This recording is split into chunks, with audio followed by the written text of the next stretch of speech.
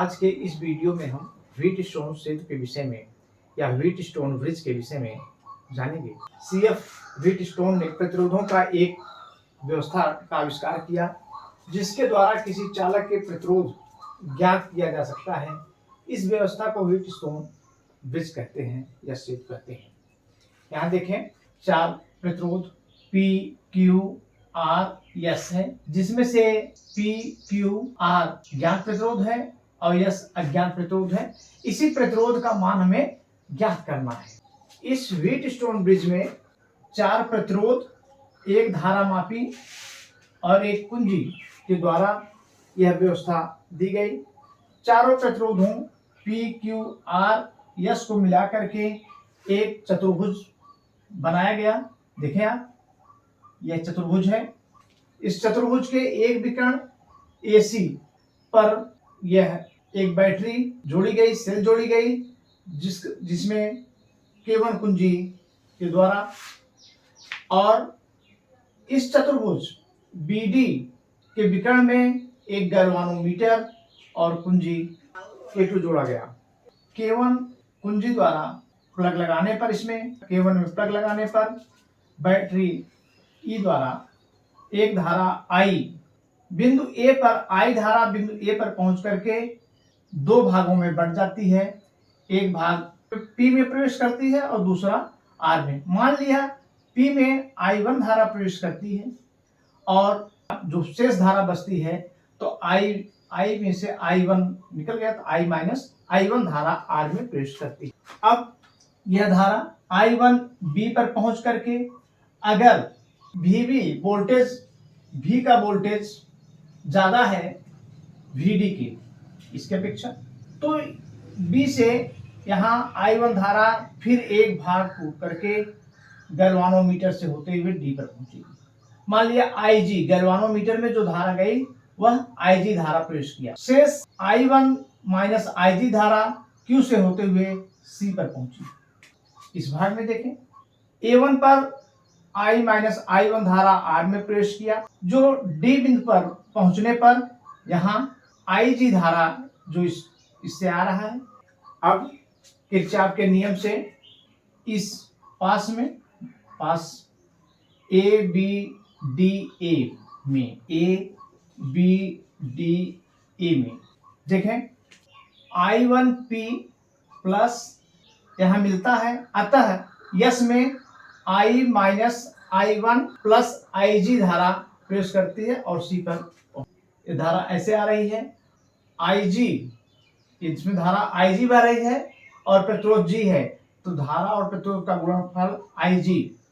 अब ये यहाँ से पहुंच करके बंद पास इधर है जबकि धारा इधर आ रही है, अतः यह ऋणात्मक होगा।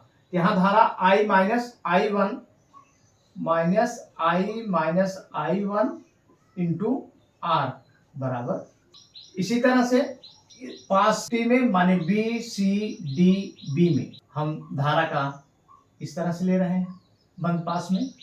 तो Q में धारा ये हो गया पास BCDB में, यहाँ Q में धारा इधर ही चल रही है, तो I माइनस IG इंटू प्रतिरोध Q। अब यहाँ देखें, बंद पास इधर घूम रहा है तो धारा इधर चल रही है, धारा की दिशा इधर है, अतः यह माइनस हो जाएगा। माइनस धारा है I minus I1 plus IG into प्रतिरोध यस। फिर यहाँ देखें,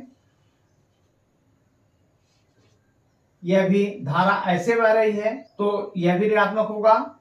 यहाँ प्रतिरोध धारा है IG और प्रतिरोध है G प्रतिरोध गैल्वानोमीटर का है।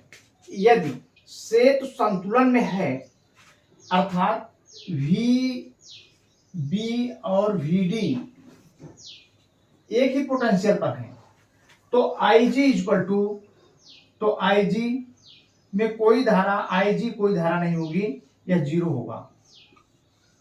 अगर सेतु संतुलन में है तो इसमें कोई धारा नहीं बहेगी।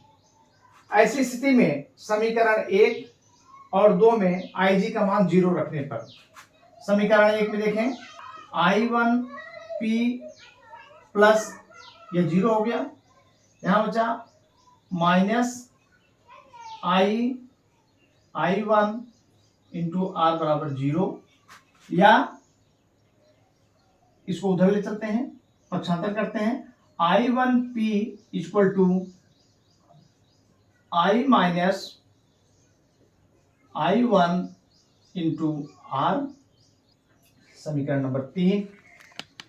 इसी तरह से समीकरण 2 से देखें, IG 0 रखने पर यहां बचा I1Q माइनस, यहां देखें I माइनस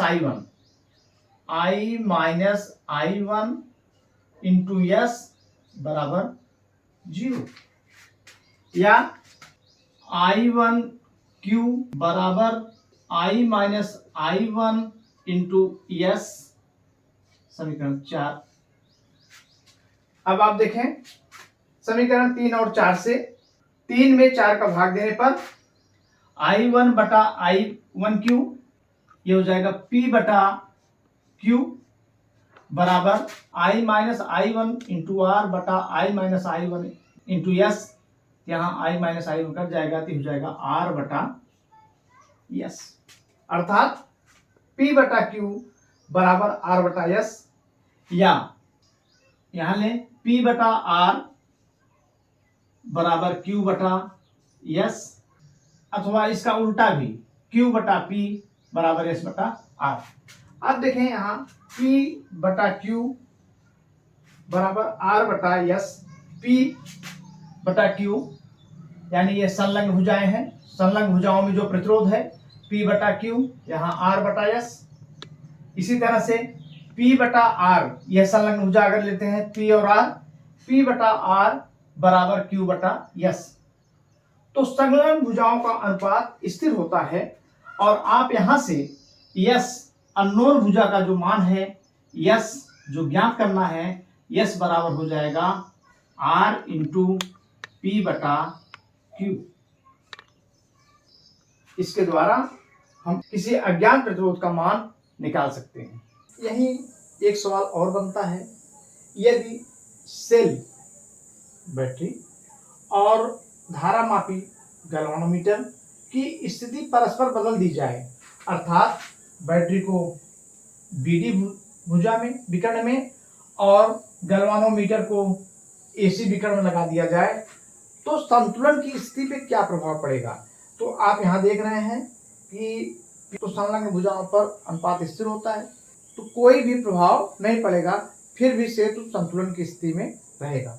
अर्थात अगर हम गैल्वानोमीटर और बैटरी की इस परस्पर बदल दें, चेंज कर दें, तो भी सेतु हमारा संतुलन में रहेगा।